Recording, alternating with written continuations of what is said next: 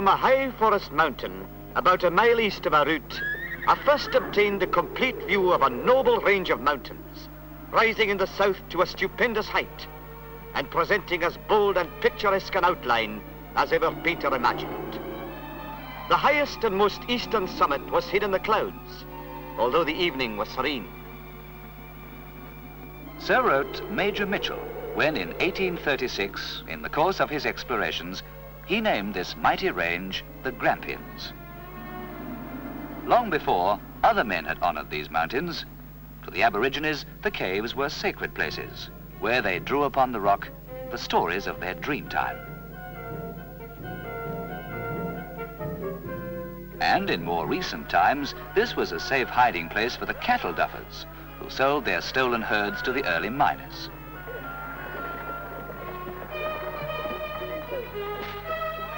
Even today, a lone prospector stakes out his claim and digs his mine, a mere echo of the 1850s. Now the country yields other riches.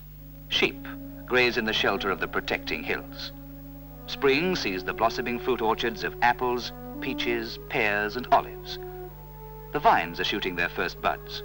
Soon the grapes will be ripening and the wines maturing in their great wooden vats. Beehives dot the mountain slopes with their rich harvest of honey.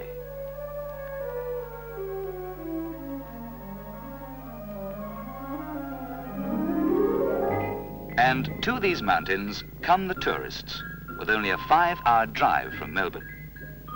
From the north, many continue their journey from the Murray Valley to these vast ranges that rise from the plains of western Victoria. From the west, the mountains are gentle and sloping, a natural attraction to those who are journeying from Mount Gambier to Melbourne. The early spring attracts Tasmanian visitors, coming up from the south under the shadow of Mount Abrupt.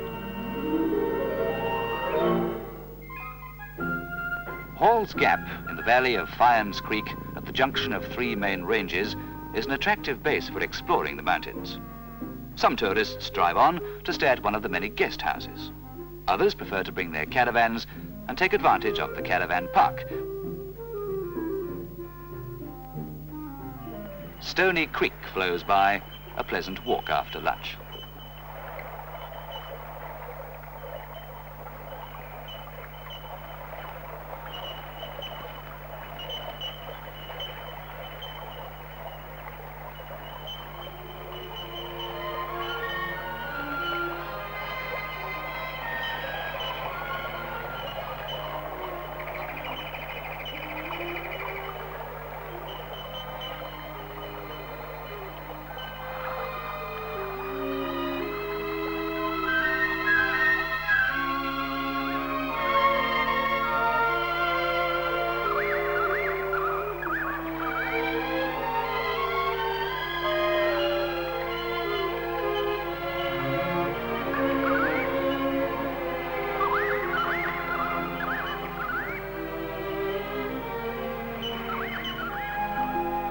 The valleys are rich in colour. All the year round, wildflowers are blossoming. There's always some variety of wattle in bloom.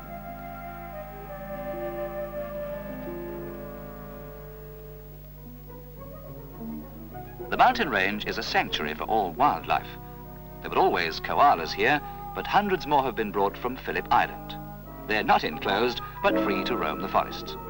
Watch for a patch of manna gums, and there's sure to be some there. Because the animals are protected, they've become very tame. Kangaroos, emus, and even deer feed quietly in the forests or the cultivated paddocks. Birds are everywhere. King parrots and galahs bring splashes of colour to the fern gullies.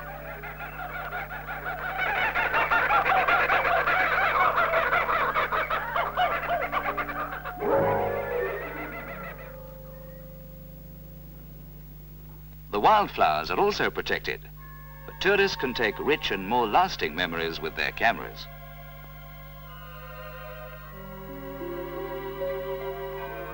Wildflowers bloom all the year round, but reach their best in August, October and January. Over 200 species of wildflowers have been found in the Grampians. Many of them cannot be seen elsewhere.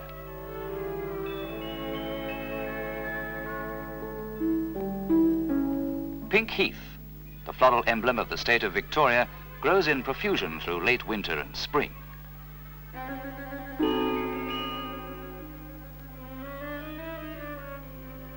More difficult to discover, but more exotic, are the native orchids.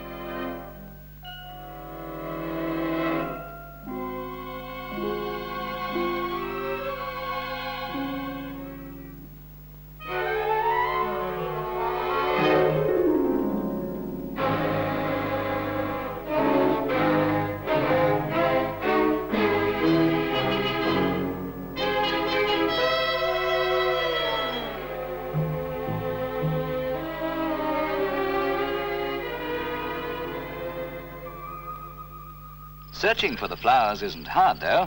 They grow everywhere along the sides of the road. Travellers can lean from their cars and see a whole fantasy of colour.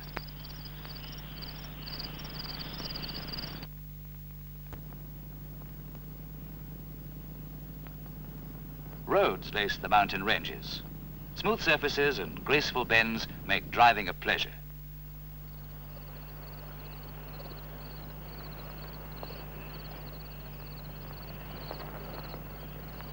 Hundreds of acres of pink swamp heath grow on both sides of the road, and the rugged mountain faces are always changing.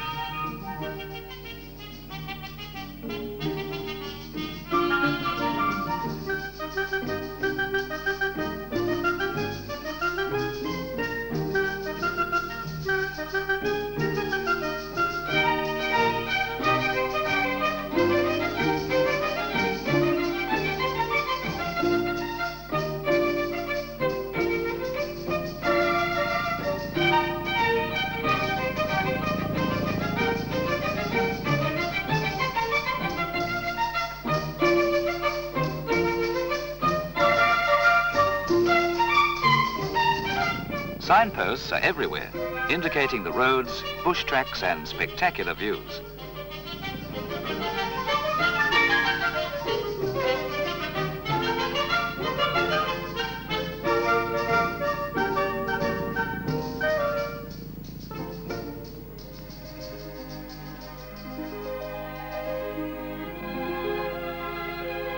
So many things can be seen from the road itself.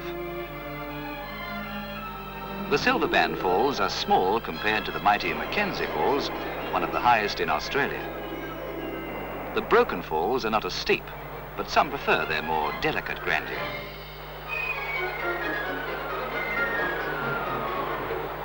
The Grampians are most notable for the falls, rivers and lakes. Wartook is a fisherman's paradise.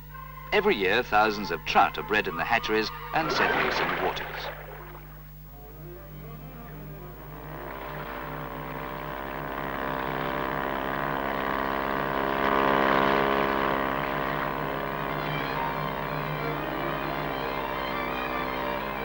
On Lake Lyons, the Yacht Club holds its meeting.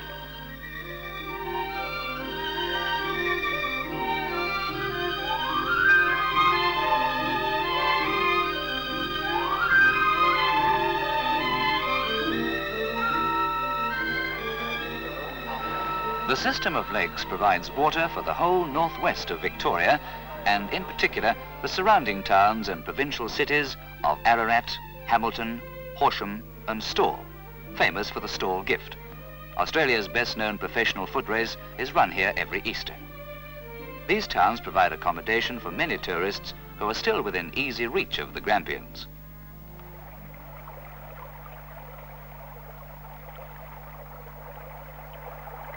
Perhaps the most impressive of all the walks is Wonderland.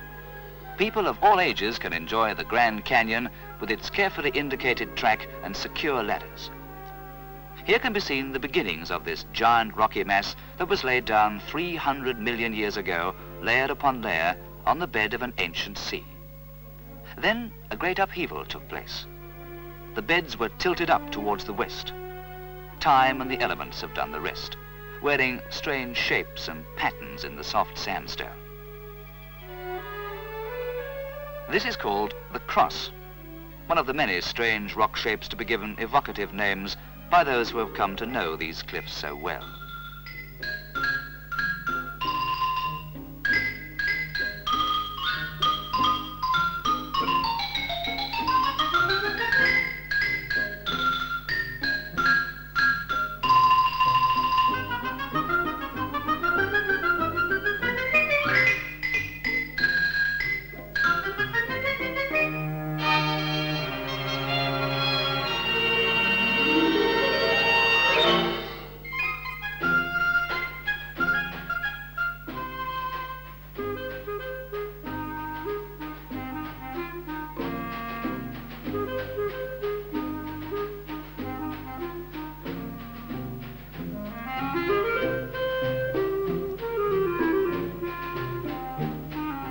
But not all the tracks are so difficult or the views so hard won.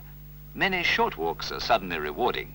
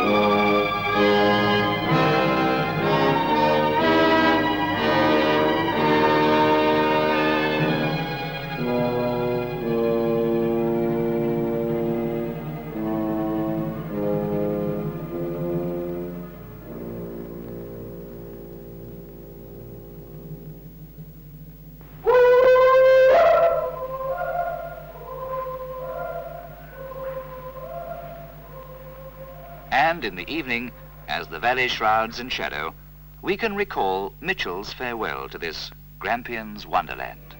It was really painful to me to hurry, as I was then compelled to do, past sports like these, involving in their unexplored recesses so much novelty amidst the most romantic scenery.